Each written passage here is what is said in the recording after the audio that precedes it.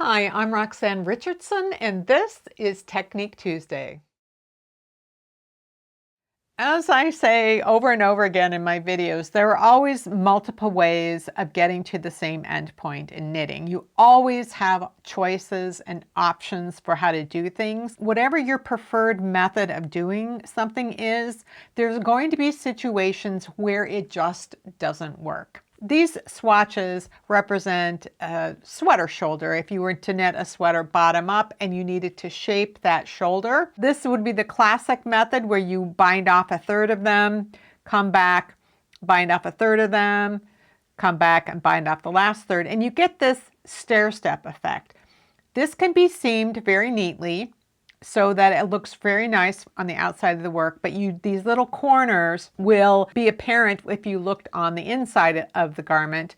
And on top of that, some knitters find it tricky to transition their seam from like this stair step up to this one. So this can be tricky. This is short row shaping, and this is my preferred method most of the time. It works really well in stockinette, and it works with some stitch patterns. And for this, you are doing your shaping with short rows, keeping all of the stitches on the needle, and you can even seam this with another piece that has live stitches by joining the stitches and binding off at the same time. You don't have to bind off and then sew. So this is really convenient, and it produces a really nice result on the inside and the outside as long as the stitch pattern cooperates. What I'm going to show you today is a sloped bind off. So this is sort of a variation of the stair step bind off that allows you to bind off in stages, but it creates a smoother edge along here, which will make seaming easier, but it's also going to make the bind off look neater on the inside of the work. So let's get started. So I have 3 sets of bind offs that I need to do. For the first set, I'm going to do them exactly as I would if I was doing any normal bind off, like if I was doing the stair step bind off. I'm going to bind off the first third. So I believe I have 21 stitches here, so I'm going to bind off the first 7 and then work to the end of the row.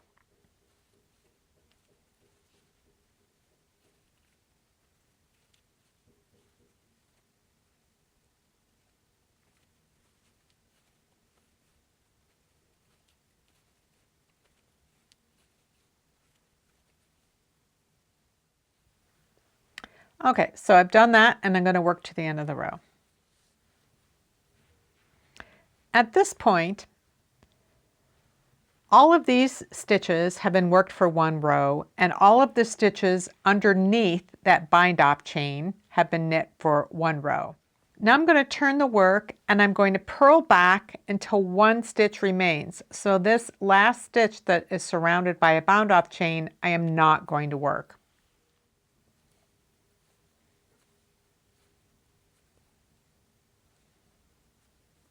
So I've purled across, I have 1 stitch left, and now I'm going to turn my work.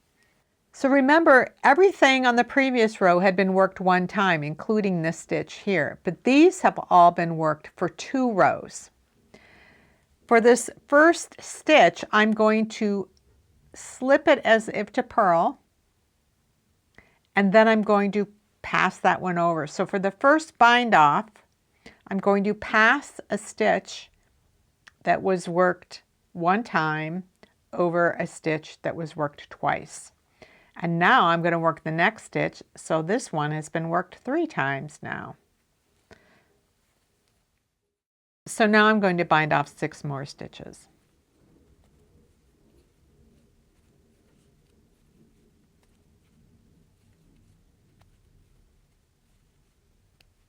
So you can see already how nice that diagonal looks. And now I'm going to finish this row. Once again, I'm going to work until I have this last stitch remaining on the needle. I have that 1 stitch remaining. I turn the work. I've got a stitch on this needle that has been worked 3 rows and a stitch on this needle that has been worked 4 rows.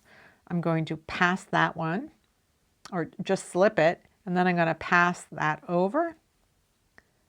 And now I'm going to bind off the rest as normal.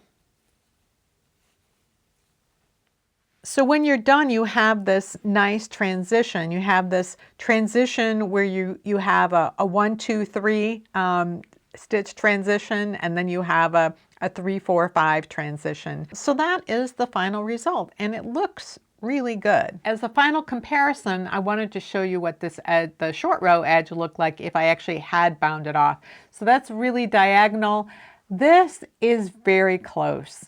And so if you do need to bind off and then seam, this is a really excellent choice. Well, that's it for this week's Technique Tuesday. If you're interested in exploring the short row method of shaping shoulders, I've got 2 videos over here. Again, that works great in stockinette stitch and some simple stitch patterns. If you have any comments or questions about today's video or suggestions for videos you'd like to see in the future, you can leave those down in the comments below.